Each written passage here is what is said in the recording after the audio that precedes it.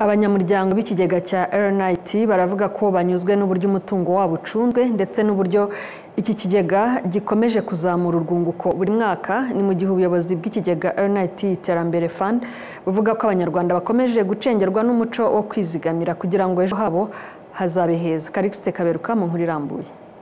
Ibare y'abanyamuryango b'ikigega cya RNIT Iterambere igaragaza ko yavuye ku bihumbi bisaga 19 muri 2023 maze igera ku bihumbi bisaga 35 muri 2024.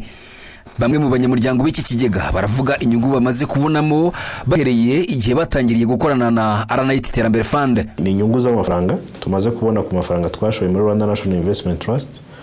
Iyo ndebye ngereranyije nk'ibyo bigo byombi navugaga ngo inyungu zishobora kuba zigiye kugera hafi muri miliyoni 100 kuva igihe dutangiriye gukorana.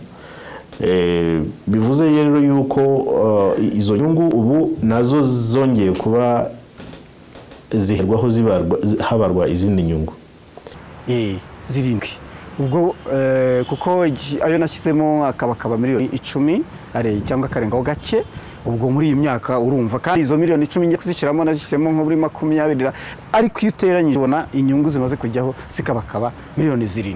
Muri 2024 ikigega RNIT Iterambere cyinjije miliyari zisaga 17 z'amafaranga y'u Rwanda y'ubwizigame avuye kuri miliyari zisaga 12 zinjiye muri 2023.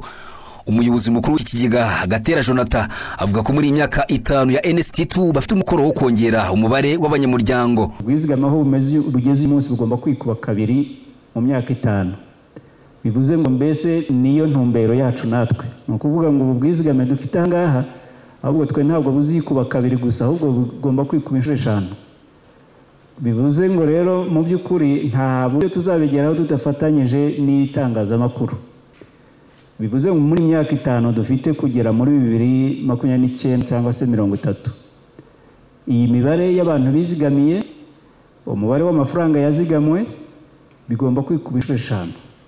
Muri 2024 inyungu z'umunyamuryango w'ikigega cya RNIT Iterambere zavuye kuri 11.55% yo muri 2023 maze igera kuri 11.78% muri 2024. Iki kigega kandi cyamaze gukoraho 1% yakatwaga umunyamuryango wacyo wajyaga ushaka kukivamo ku mpamvu ze bwite.